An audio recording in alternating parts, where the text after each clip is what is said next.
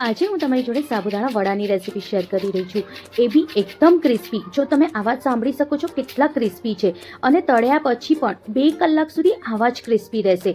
સાબુદાણા વડાની અંદર સહેજ બી તેલ નહીં ભરાય. જો તમે જોઈ શકો છો, સહેજ બી તેલનો ભાગ તમને નહીં દેખાતો હશે, અને ખાવામાં તો એટલા ટેસ્ટી, પેટ ભરાઈ જશે પણ મન નહીં ભરાય, એટલા ટેસ્ટી સાબુદાણાના વડા થાય છે. ઘરની કોઈ બી એક વાટકી લઈ લેવાની, એ વાટકીના માપથી 1 વાટકી જેટલા સાબુદાણા લેવાના છે.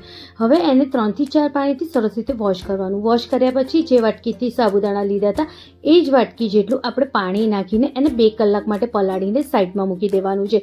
પાણી એટલું જ નાખવાનું છે કે જેથી સાબુદાણા ખાલી પલળે અને આવી રીતે ફૂલે.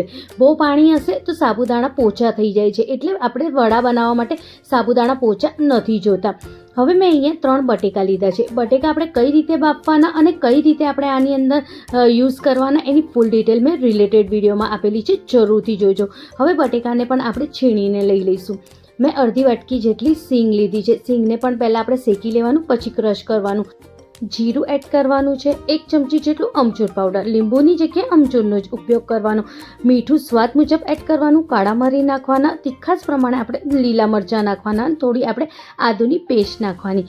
થોડીક જ મેં અહીંયા ખાંડ એડ કરી છે, અને સરસ બાઇન્ડિંગ આવે એના માટે મેં 2 ચમચી જેટલું મેં અહીંયા સિંગોડાનો લોટ લીધો છે. એની જગ્યાએ તમે રાજગરાનો લોટ કે મિક્સ ફરાળી લોટ આવે છે એ પણ નાખી શકો છો. બધાને હવે સરસ રીતે મિક્સ કરી દેવાનું, અને એકદમ હલકા હાથે હવે આપણે એના ગોળા વાળવાના છે. જ્યારે આવી રીતે ગોળા વળાઈ જાય પછી 2 હથેળીની વચ્ચે આપણે એને સરસ રીતે આવી રીતે દબાઈ દેવાનું છે.